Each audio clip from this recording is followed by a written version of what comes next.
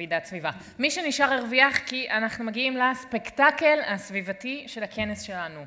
פרופסור ג'ון סטרמן, חוקר ומנהל יוזמת סלואון לקיימות באוניברסיטת MIT במסצ'וסטס, הצלחתי להגיד את זה, ישוחח איתי על עתיד אקלימי וידגים את המודל המשוכלל שלו שיכול לעזור לקבוע מדיניות ממש תכלס. זה הדבר הכי פרקטי והכי באמת מרגש שראיתי מזה זמן מה, ואני הרבה שנים בענייני סביבה.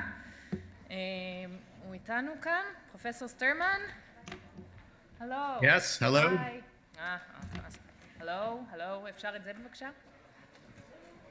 Hello. Hi. Oh. Hi, thank you so much for joining us. We are very excited to have you and hear about your simulator. I think we'll start with an explanation. Just describe what are we seeing here on the screen and how does it work? How did it come about? Right. Well, so first of all, thank you for having me, and I apologize that I'm not there in person. Had a conflict with my teaching schedule after the conference was rescheduled.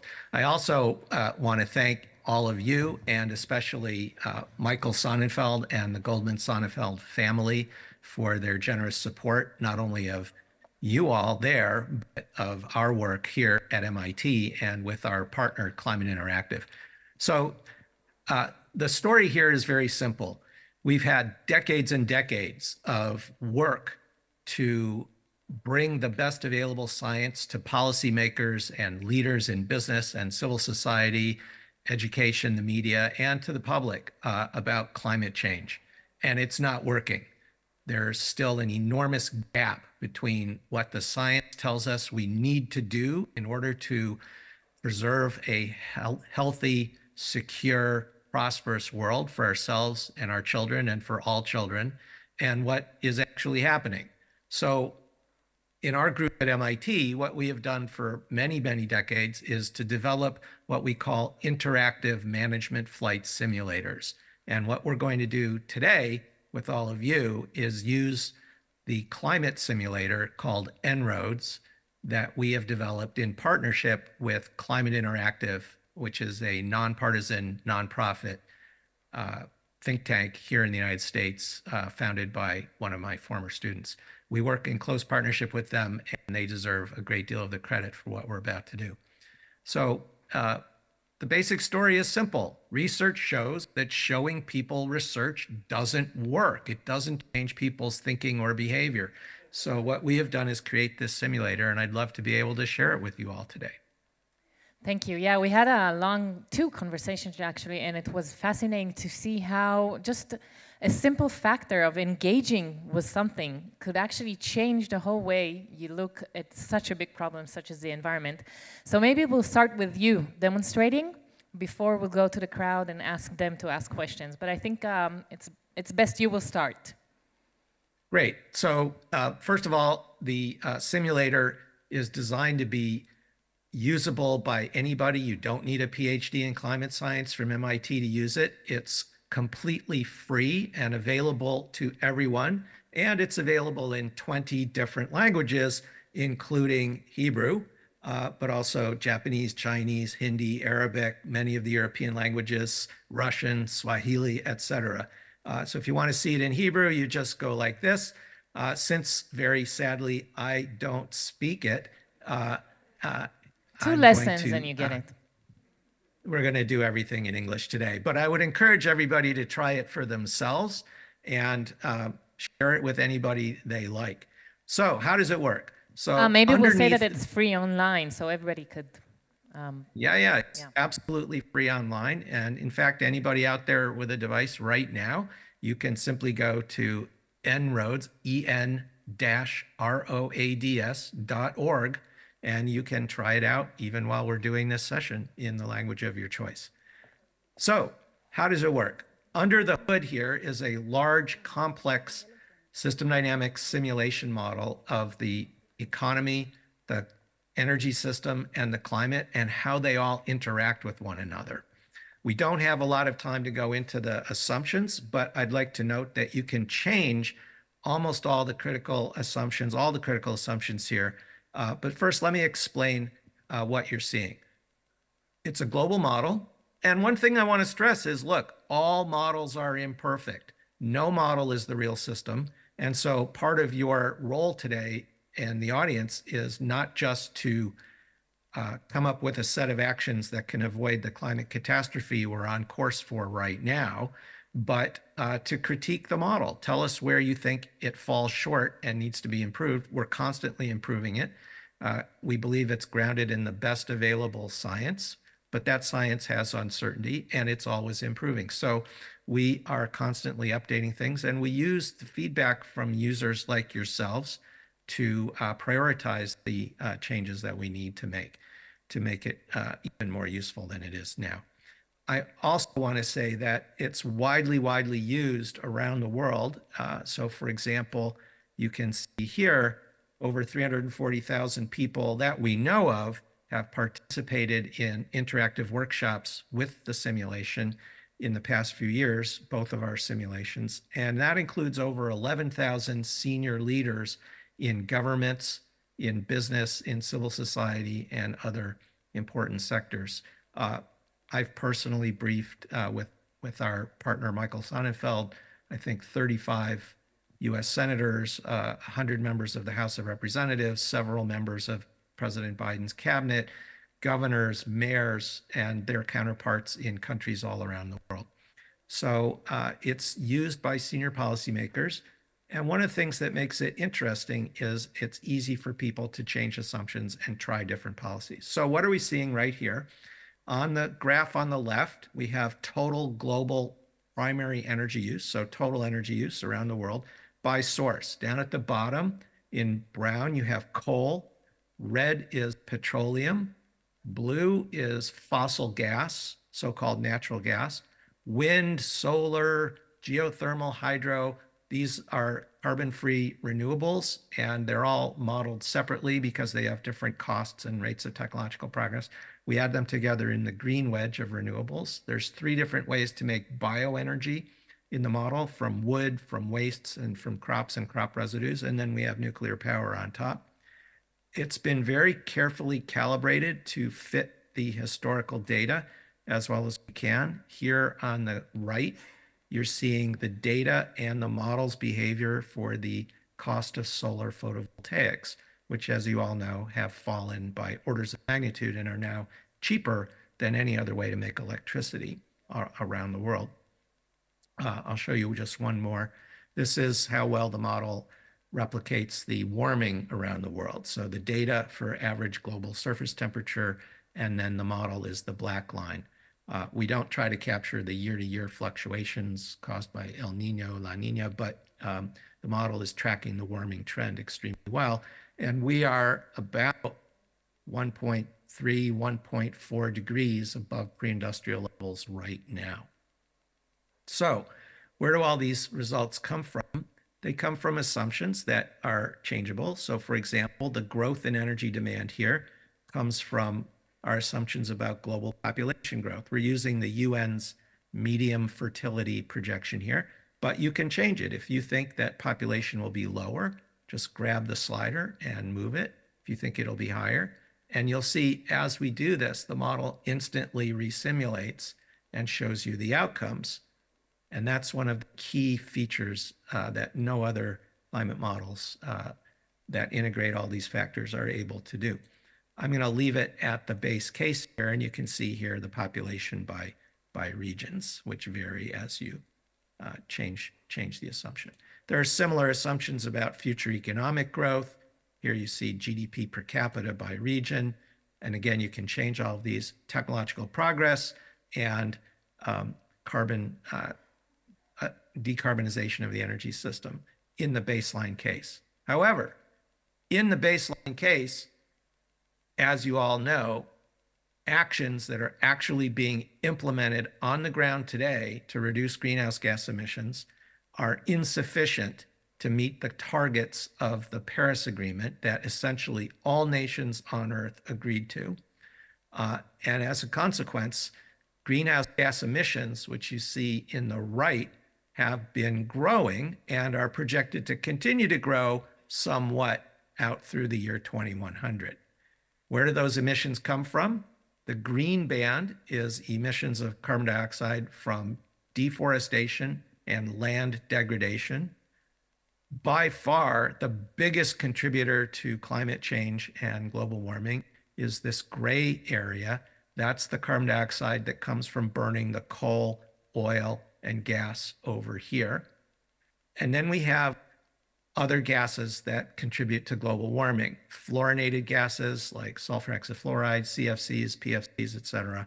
Methane, very powerful greenhouse gas. In fact, the second biggest contributor to climate change. And then nitrous oxide, also very powerful greenhouse gas. So in our baseline assumptions, which are generally well accepted in the climate community, you have got continued growth in fossil energy. Most of the growth in energy demand is provided by the renewables, but fossil energy remains vitally important in the baseline, and that causes this incredible growth in greenhouse gases. And what that does is it causes steady warming, 3.3 C above pre-industrial by 2100, and it would keep going up. Importantly, we cross the 1.5 degree threshold from the Paris Agreement by around 2030. That's just a scant 6 years or less from now. And we breach the 2 degree threshold, the upper limit that's deemed acceptable by scientists in all nations on the planet, by mid-century. The consequences of this warming would be nothing short of catastrophic. And let's take a look at why.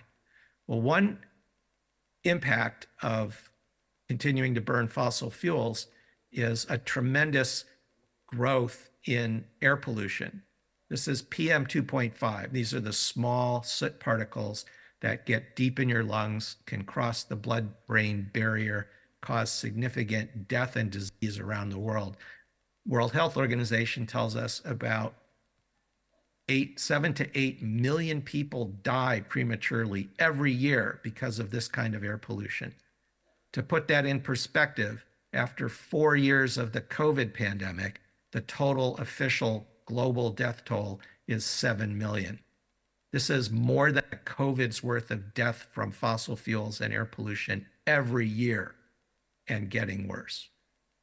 What are some of the other impacts? Crop yields are expected to continue to decline and fall below what they would otherwise be in a world of warming. This is because of drought, excess heat, floods, extreme weather that can knock down and destroy your crops just before harvest, increasing pests and disease ranges.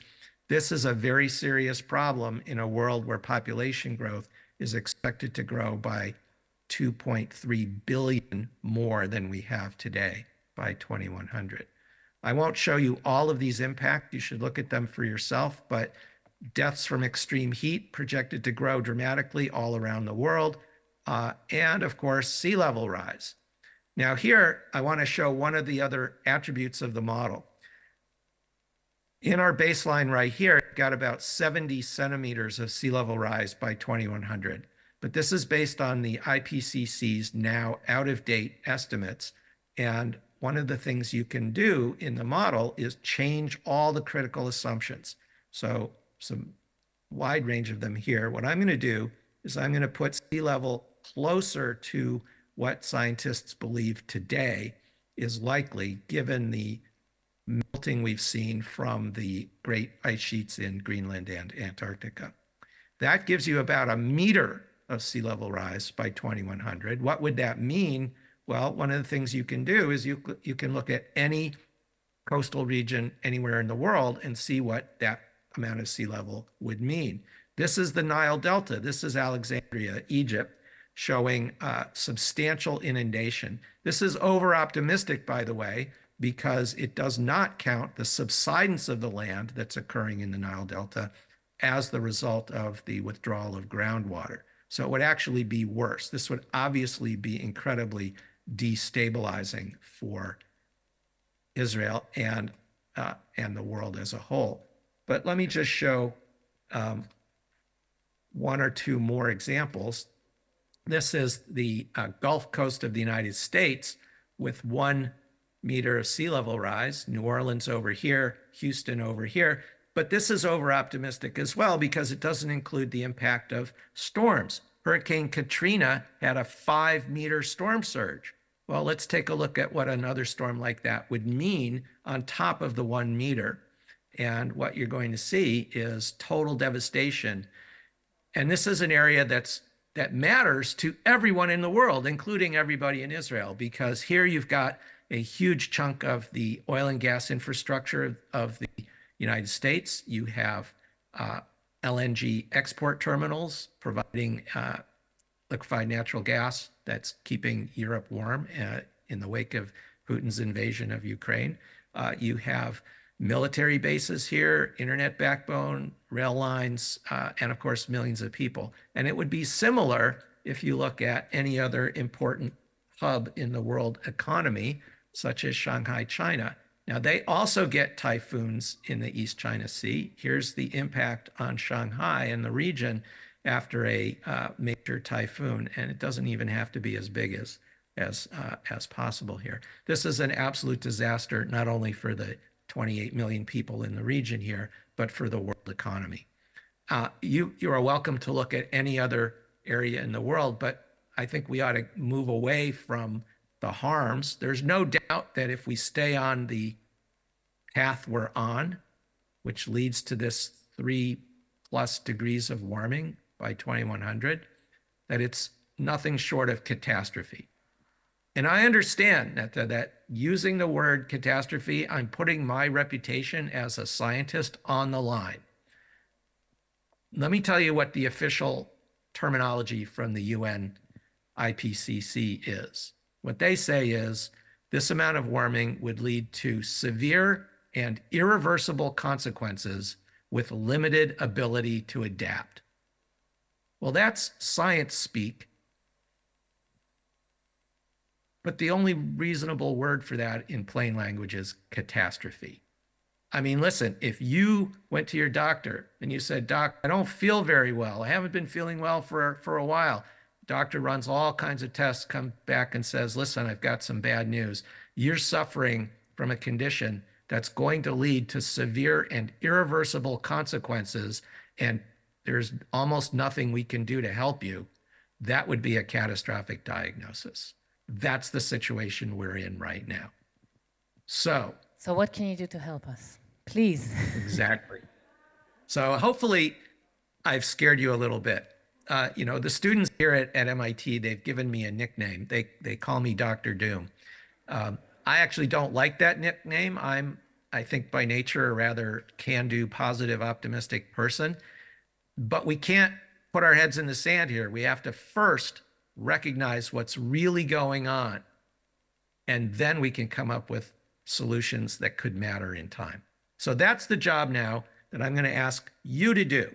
Down here at the bottom, you've got all of these policy actions and levers. You could disincentivize, discourage, phase out, phase down the fossil fuels, coal, oil, and gas. You could promote or discourage bioenergy. You could promote and incentivize renewable energy or nuclear. You could even see what happens here with what's called new zero carbon electricity. What if there was a radical technological breakthrough like fusion power? Would that solve the climate crisis? You can put a price on carbon pollution, CO2. Here, you could speed the improvement in energy efficiency, in transportation, in buildings, residential and commercial, and in industry. And you can electrify those end-use sectors. And over here, you could reduce deforestation. You could plant new trees on previously degraded land, afforestation. You could implement policies that would reduce the methane, the fluorinated gases, the nitrous oxide. And here we've got a variety of technological carbon dioxide removal ideas that are not feasible at scale today, but might be. So what would you like to explore first? The goal is to bend that emissions curve down fast enough and far enough so that the temperature stays well below 2 degrees. Does someone from the crowd want to? Maybe I'll begin, so it'll be more clear. I always say that I'm an architect by marriage, so I would go with the buildings. Can we please increase the energy efficiency of buildings and see what it does to the temperature. Great. So you'll see that the overall energy intensity of the economy, so how much energy you need to produce $1 of real economic output, has been declining. And in our base case, it's continuing to decline. Technological progress, shifting to a more service and information-based economy. But let's see what happens if we accelerate efficiency improvements in buildings and industry. So as I pull this slider, you see it has a very large effect. I won't even go all the way. It took 0.3 degrees of warming out. You can see emissions peak by around the late 2030s, and then they fall. This is great progress. Take a look. Temperature is 0.3 of a degree lower. So that was a high leverage action. And in fact, efficiency, energy efficiency in buildings and industry is the fastest, safest, and cheapest way to cut emissions. But we have a long way to go before we're at 2 degrees. So that helped a lot. It's not enough. What else would you all like to try? Would you like to try something? Yes. Nuclear power. Okay, so first let's take a look with the efficiency improvement, what's happening to nuclear now? Well, there's less overall energy demand. So in the final years of the century, there's a little bit less nuclear than the base case. So what happens if we massively subsidize nuclear power? So what would that look like? It would mean direct subsidies. It would mean loan guarantees, low interest loans. It would mean indemnifying nuclear operators from the costs of waste disposal, security against attacks and accidents. So let's do that. And as I do it, let's see what happens. This is a huge package of subsidies, 7 cents per kilowatt hour. That's gigantic. So the first question is, did it work? Well, here you see it absolutely increased the amount of nuclear we get around the world very, very dramatically. Many, many times increase.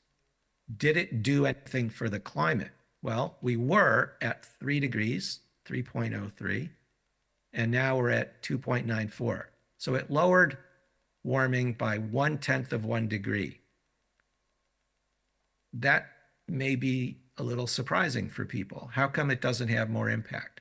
So, you know, I am a professor, so that means we ask our students the question, so Netta, why do you think it had such a low impact on the climate? We've got huge amounts more nuclear power. It doesn't produce carbon once you've built them. It takes carbon to build them, but once you've got them in operation, we're optimistically assuming no CO2, no greenhouse emissions. So why doesn't it do more? You told me the answer while we were speaking, so I'll just be fair here. But the answer is that when you increase nuclear power and you invest in it, you don't invest in renewable energies and other sources of energy. So that's why it doesn't increase as much as we would have expected it. Yeah, that's understand exactly right. Yes. Yeah, so let's take a look. So here's without the subsidy, and you've got still a lot of coal, oil and gas, and a growing wedge of renewables too. Now let's increase the subsidy. What happens? It squeezes out some of the coal, it squeezes out some of the other fossil fuels, but it also squeezes out some of the renewables. Why does that make sense? Look, if I tell an electric utility, we're going to make nuclear power really cheap with a package of subsidies, loan guarantees, et cetera, those utilities, they're going to build more nuclear plants, but they're not going to build as many solar farms and offshore wind farms. And that means that nuclear power cannibalizes, to some extent, the other sources of carbon-free energy, and that undermines its benefit. So it's very expensive as well. Nuclear power is extremely expensive. Here you see before the policy, this is the cost of nuclear power. It is already one of the most expensive ways to produce electricity. When we implement the subsidy, we make it about as cheap as renewables. You're going to get less renewables along with less coal, less gas. Those subsidies are very, very expensive. So we can keep it in the mix, but you're going to have to pay for it. What else would you like to try? Carbon 2.9. price. Carbon prices. Yeah. And okay. So do you or does anybody in the room there have an idea of what kind of carbon price? We measure this internationally in dollars per metric ton, dollars per ton. The global average right now is very, very low. We estimate about $5 per ton, which is almost nothing. It's like 4 cents it's like 1 US cent per liter on petrol. It's nothing. So, and that's because in many parts of the world, it's subsidized. So what would be a plausible carbon price to try? Any ideas? $50, I hear $100. Great. Would you like to do an average? Let's try 50. That's not very much. Enormous impact, even with 50. Now, I'm phasing it in over 10 years. We can change all that if you like, but phasing it in gradually gives businesses and consumers a chance to adapt.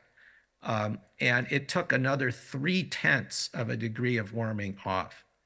50 is actually very low compared to what carbon prices already are in many parts of the world. In the European trading system, which is the cap and trade system, it's been trading in the 85 to 95 euros per ton region. That's almost $100. Let's round that off to 100. And you get another big impact here. We're down to 2.5. Carbon prices are hugely effective. They're the single highest leverage action we can take. Now, Netta, there is a problem here. The problem is carbon prices are widely and correctly viewed as regressive if you don't do anything else, that they would hurt the poor. So how could we solve that problem? Anybody out there have an idea? What could you do with the revenue from the carbon price to help offset the increase in energy costs and the costs of everything that uses energy that would be especially burdensome on low-income individuals and households? What could we do with that revenue? Public transportation, someone is saying. Okay, well, we could do that. We could subsidize energy efficiency in transportation. We could subsidize renewable energy, but that doesn't directly or quickly enough solve the problem of my cost of living if I'm a low-income person is going to go up right away. So my view and the view of many people across the political spectrum here is you take every dollar that is generated by the carbon price and you give it back to the people as a carbon dividend. So every month or every 3 months, you would get a check or a direct deposit, or if you were unbanked, you didn't have a bank account, you would go to a check cashing store and you would get your share of that revenue for you to use in any way that you want. Climate justice. The reason this is important is, first of all, low-income people would get a payment that directly offsets their increase in costs. So it would no longer be regressive, it would actually be progressive. Low-income people have small carbon footprints. They don't have second homes. They don't fly a lot. They don't drive big fancy SUVs. They would actually, in many cases, be better off, meaning their carbon dividend would exceed the increase in the costs of living that they would face from the carbon price. But affluent people, like the people at your conference and like myself, we can afford it. We would pay more, and we should. The second thing that's important about the carbon dividend policy is it helps the economy, because all that money goes right back in, generates what we economists call aggregate demand, and keeps consumer spending high, keeps the demand for goods and services high, so the economy would continue to grow. And actually, this reminds me something very important. When we looked at the impacts, so here's the base case again, one of the impacts of all of these damages, all of these harms and many more, sea level rise, acidification of the ocean, air pollution, heat deaths, heat stress, crop yield declines, one of the consequences of that is it hurts the economy. So take a look at this graph over here. This is the base case again. The dash, so we're looking at real GDP per capita. The dashed line is what economic growth would be if climate change had no impact on the economy, which we know is false. It's already hurting the economy. And this line here is what economic growth is estimated to be with this pattern of warming that you see here. Now, you might say, well, this is still growing, so what's the problem? But the gap, the losses here are enormous. Take a look at this little drop right here. That's the economic harm from COVID. We've all lived through the pandemic. We all know how difficult that was. Compared to what's coming from climate change, COVID is an insignificant blip. So one of the things you got to ask yourself, if we go back to the scenario you're building here, is what happens to economic growth as we implement these policies? Well, we'll look at that after we get under 2 degrees. So we've made a lot of progress. And by the way, $100 a ton carbon price is already happening in many parts of the world. This is the World Bank's carbon price dashboard. And every country or region that you see in color here has a carbon price right now today. That includes not just Canada, Europe, parts of the United States, Mexico, but China and other countries in Southeast Asia, South Africa. It's not just the rich countries. And so what this shows is that carbon pricing is in fact happening today. And so anytime somebody tells you, well, of course, a carbon price is obviously the best thing to do, but it'll never happen, that's just wrong. It's already happening around the world. Now, it's true it's not everywhere. It needs to be everywhere. It's also true average prices are still too low, but anything that exists is possible. So what you're doing here with these policies, carbon price, energy efficiency, it's helping a lot. But we still have a ways to go. So what would other folks in the room like to try? Yes, please. לא, רגע. יש כאן מישהי שמצביעה ממש יפה. כן.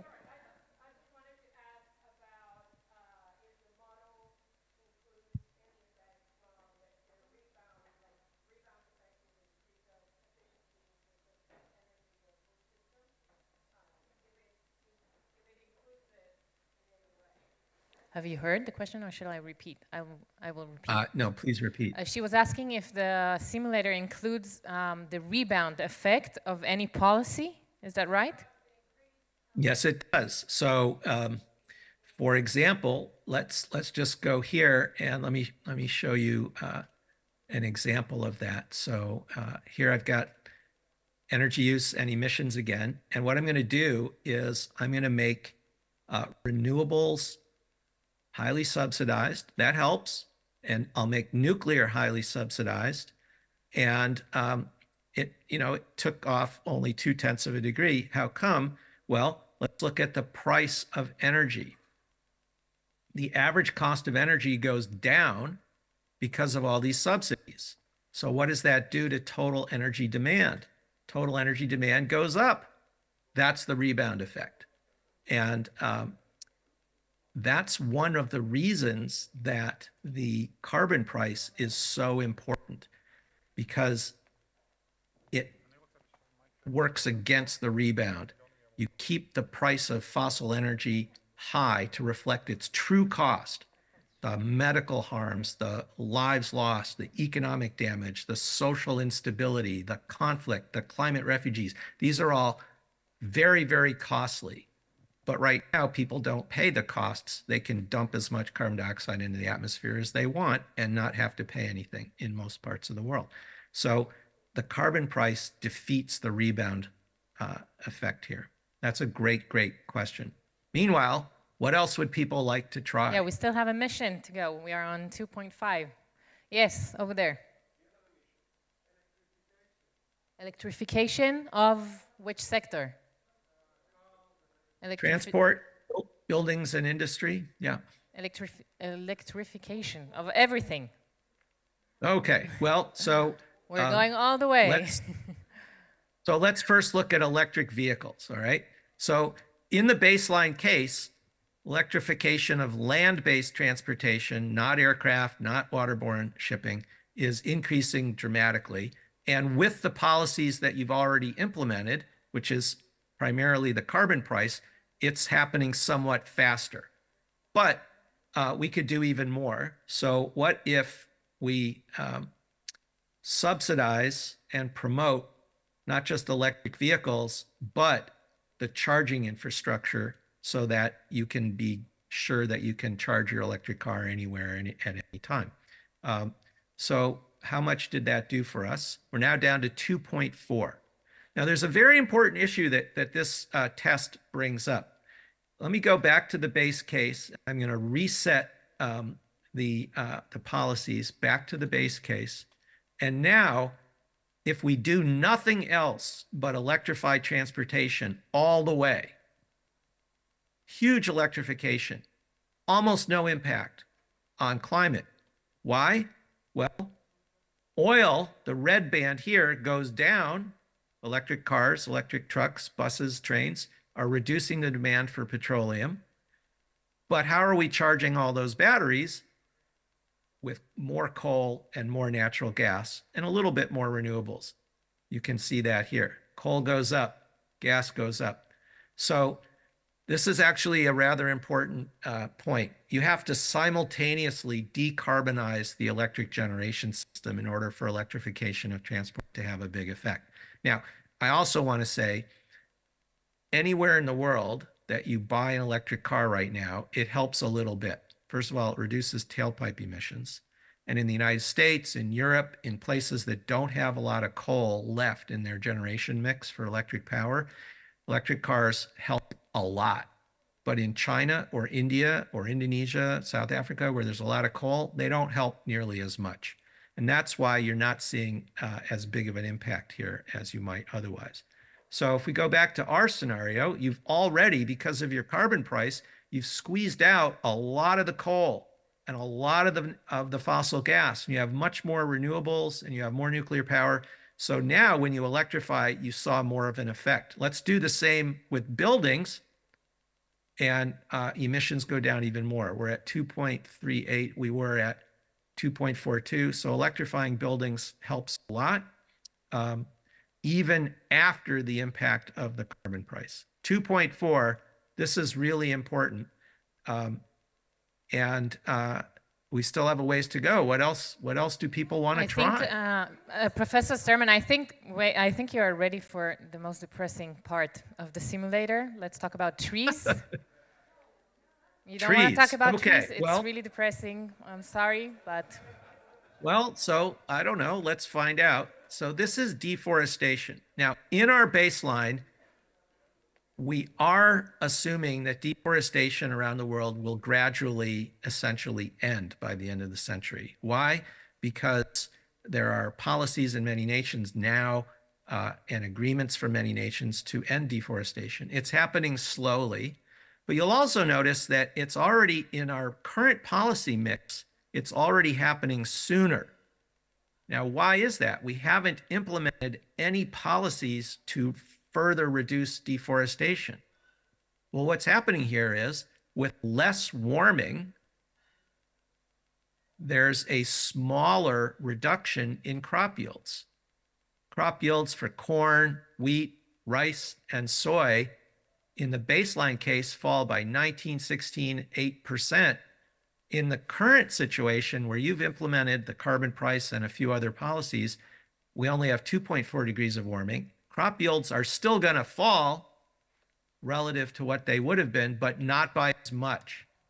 That's important because it means that less land will have to be cut down. Less of the remaining tropical forests will have to be cut in order to feed everybody in a growing population.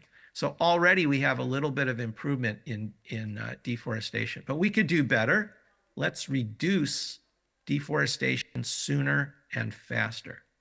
And that certainly does help. Now, we're not going to be able to eliminate it immediately, but now we're down to 2.3. So that helped. 1/10 of a degree. And, you can see it's important to do this, but emissions from deforestation and land degradation are only about 15% of total greenhouse emissions today. It's really important to cut that, but you could cut it to zero instantly and you're not addressing the real source of the problem. The real source of the problem is the fossil fuels, the coal, the oil, and the gas. There is no way to get to 2 degrees or better unless we eliminate those much faster than we're currently doing. Okay, so, can we have another question from the crowd? Yeah. Yes, over there.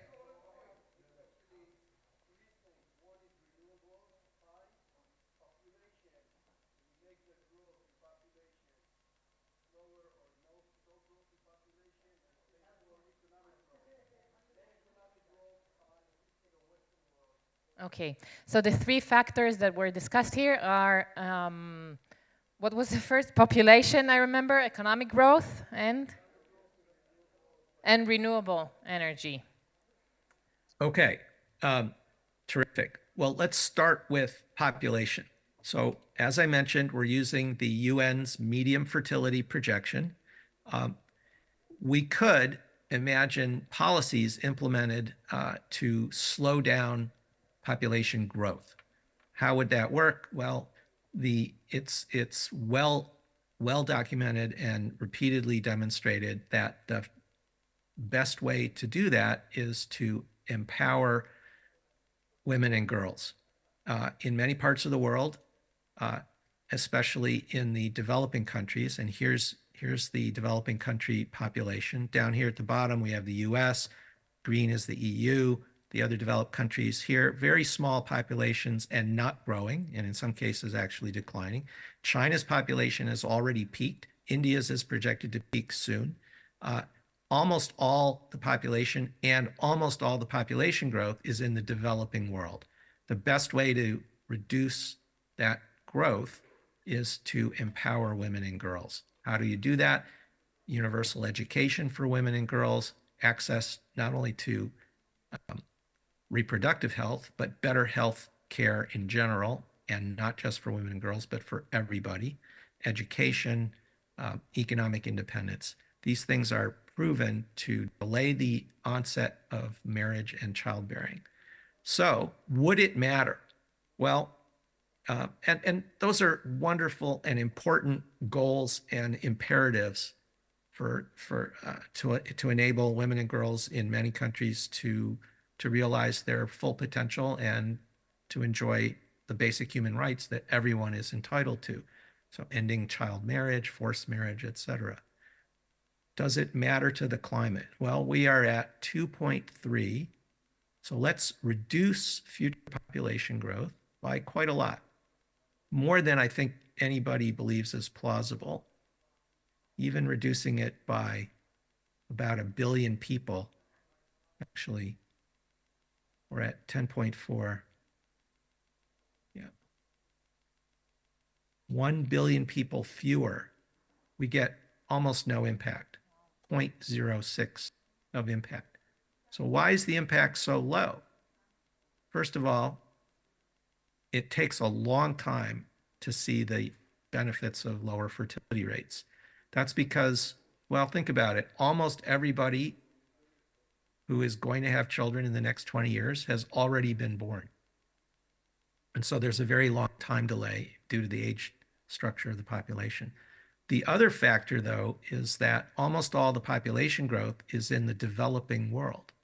And that's where carbon footprints are the lowest today.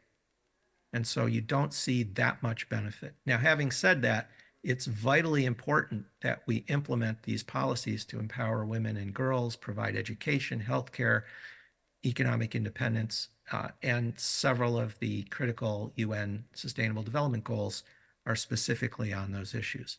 But population, reductions of population growth is not a high leverage policy, but I'll put in a modest impact in any case as part of our scenario. The other suggestion, Netta, was to slow down. Renewables. Renewable. Okay, great. So here you can see renewables do increase dramatically along with the nuclear that you're subsidizing. And that's because of the carbon price. What if we subsidize renewables further? Well, we're at 2.28. And now we get more renewables, less nuclear, and 2.26. Now, I'm not going to tell you which is better, nuclear or renewables. But you might want to think about considerations relating to cost and security. A world of renewables is a world of cheaper energy. Nuclear is very, very expensive, and it takes a long time to build. I was an expert witness in a major legal dispute over the new nuclear power plant in Finland called OL3. The contract was signed in 2003 and called for generation commissioning in 2009. It only went online and began to generate power less than 1 year ago in 2023. And the cost overrun is variously estimated at 500 million euros to over €1 billion. So nuclear power is very, very expensive and takes a long time to build. There's an important security dimension here, which is nuclear power plants are attractive targets for terrorists, and you're only going to have a small number of them, whereas wind and solar and other renewables are broadly distributed and each individual unit is small. So it's intrinsically much more resilient to attacks or accidents. So you all have to decide which way you want to go.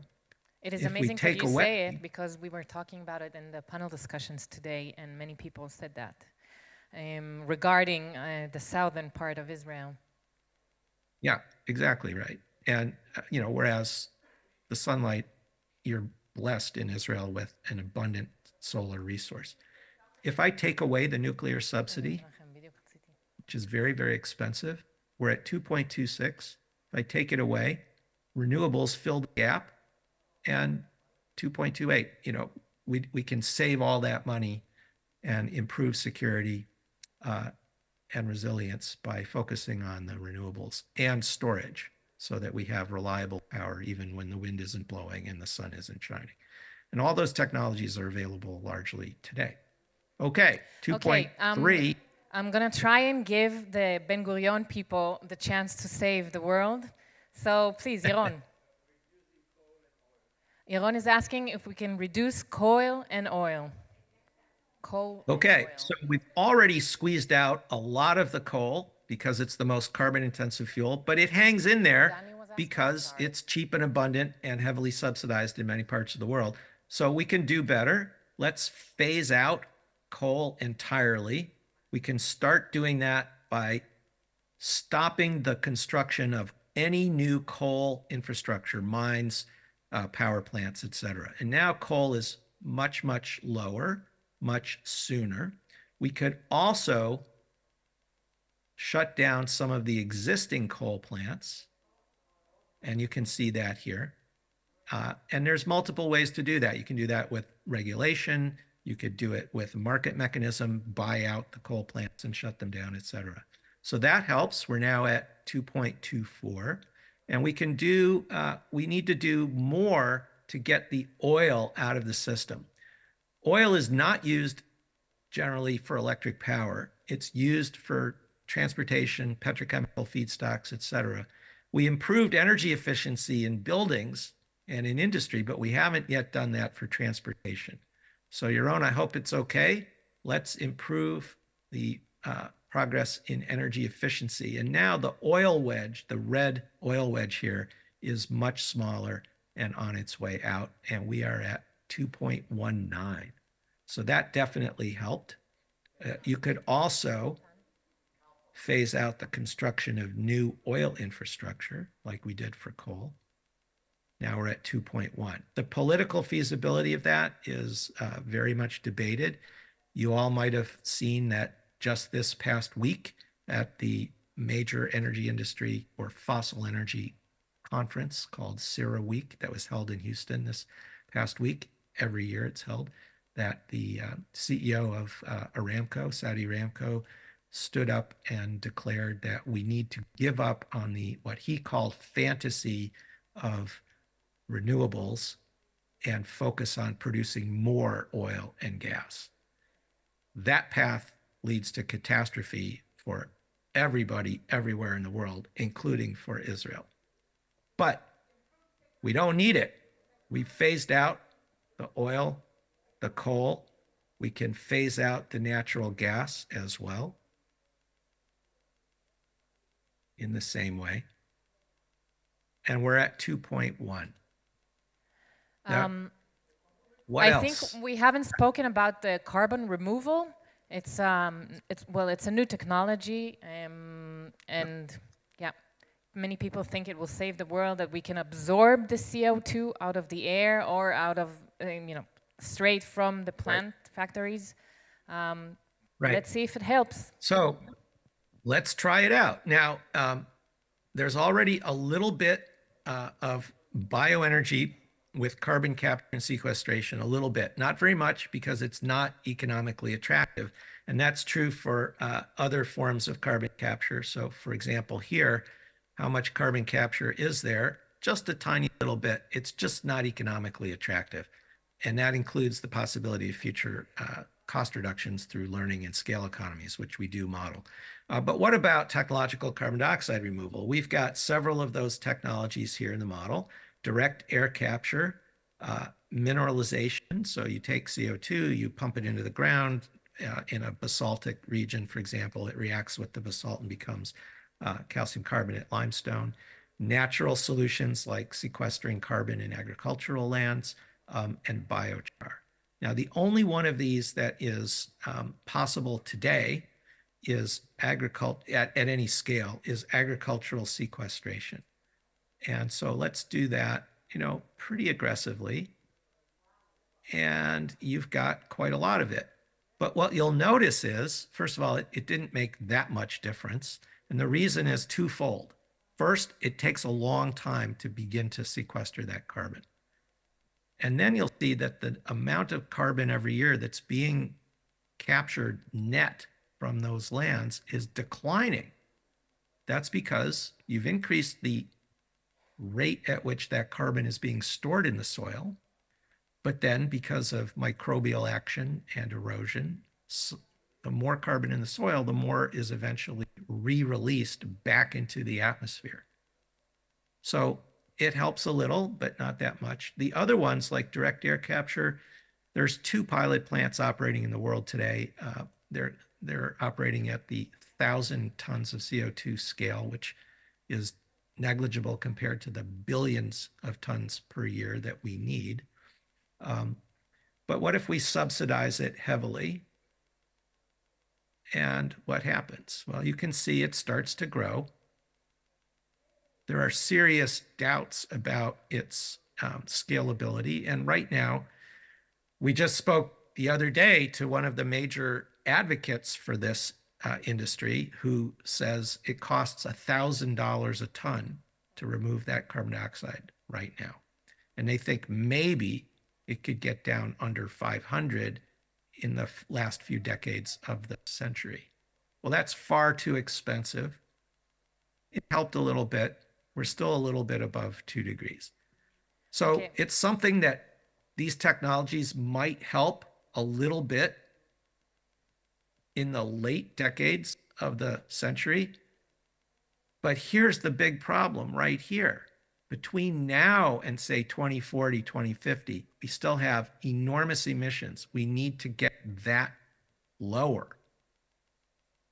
There's a very important issue here. You all know about the time value of money, right? That it's clearly better to have a shekel today than a shekel next year or in 2030. And in the same way, there's a time value of carbon. It's much more valuable to reduce emissions by 1 ton today than it is to reduce them in 2050 or at any time in the future. And the reason for that is once you've put that carbon in the air, it warms the climate every day for over 100 years. And so that damage from that warming in the near term is not undone just because later you cut those emissions. So what else can we do? Look at what is causing the problem right now. It's in the near term, it's fossil, and it's the other greenhouse gases. So what would you like to try here? I'm giving a chance to the young generation here. Yes.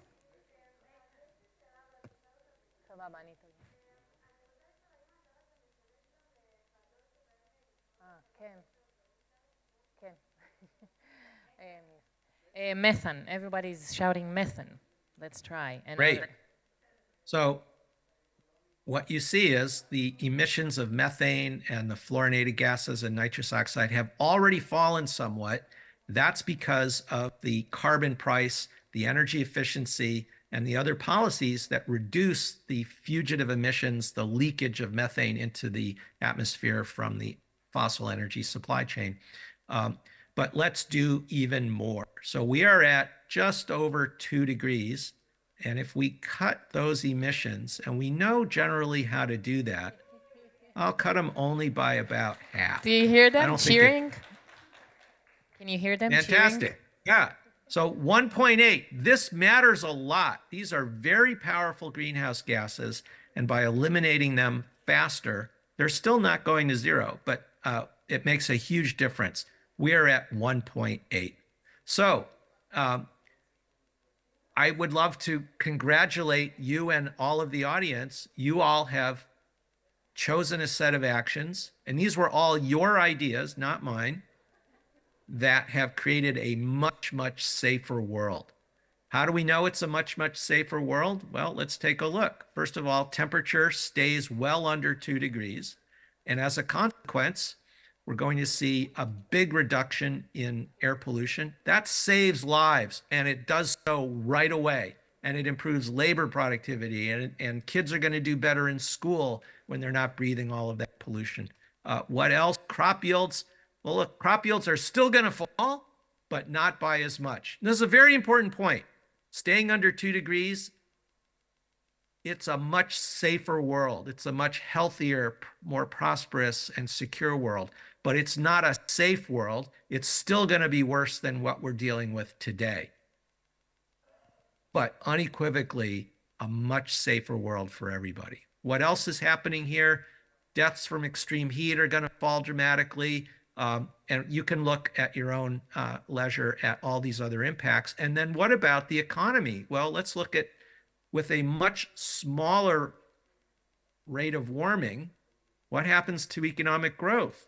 Economic growth is much, much higher than it would have been in that catastrophic scenario of over 3 degrees. That's an enormous benefit for everybody everywhere. And so one of the benefits of all of these improvements is a much more secure world, including, I think, a much more secure Israel and Middle East, because with much less warming, higher crop yields, less food insecurity, fewer floods, fewer droughts, etc., there's going to be fewer people who are forced out of their countries, out of their homes as climate refugees. And that means less risk of civil conflict, less migration from countries in trouble into other countries who generally have, as we've seen with Europe and at the southern border of the United States, people who are trying to get in as refugees are being turned away. This causes enormous geopolitical risk. And so the risks of civil and international conflict are dramatically lower in this world as well. That's a big increase in our security for every country. So this is a much healthier, safer world. And the other point that's critical about this is everything you've chosen, and you chose these. I didn't choose these for you. You told me what to try. Everything that you've chosen here can be done today with technologies we already have. We know how to do this. We know we can reduce the fossil fuels.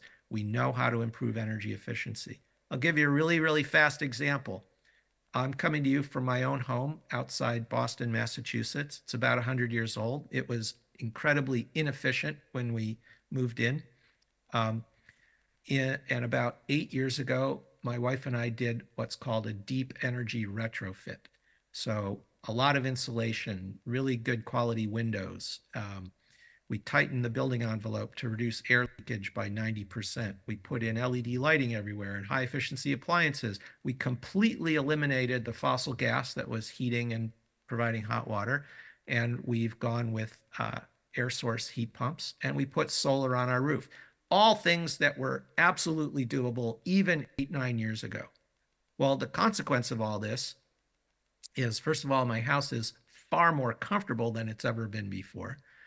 But also, over the last 8 years, we have made about 30% more energy than we use with 0 fossil fuels.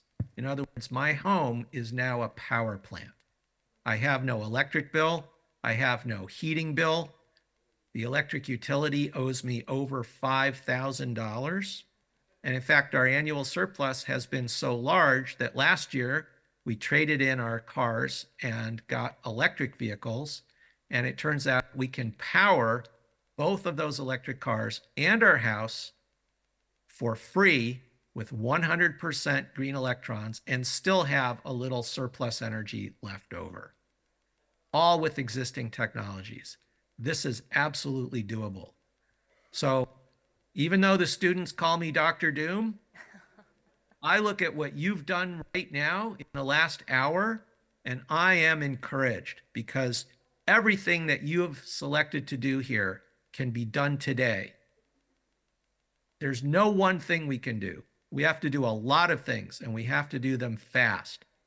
But that's, I think, a reason for everyone to be encouraged, because it means no matter what your passion is, no matter what your talents are, no matter what you choose to work on, whether it's electrifying transport or improving energy efficiency, or on the political side, getting a carbon price implemented, or stimulating the growth of renewables, or cutting deforestation, whatever it is you care about and want to work on, we need you. And what you do will matter. So congratulations to everybody. We can do this. It's going to create a much healthier, more secure, safer, and prosperous world for everyone. Won't happen, though, unless you all get busy. So let's do it. Yay. Netta, thank you, and thank everybody. Professor Sturman, before I thank you, can you please share your scenario with us? And if someone wants it, and then we will find a way to send it to you, just so we'll know how we change the world. Yep. And we'll change. So one of the things you can do in the model is you can tweet it out, put it on your favorite social media, email it to people. I'm going to copy the link, and I will email it to you, Netta, right after this session, and you can share it with everybody at the event. Thank you so much, Professor Sturman. This was really very, very interesting and optimistic and pessimistic and everything all together. Thank you so much. We really appreciate it. My pleasure. Thank you all.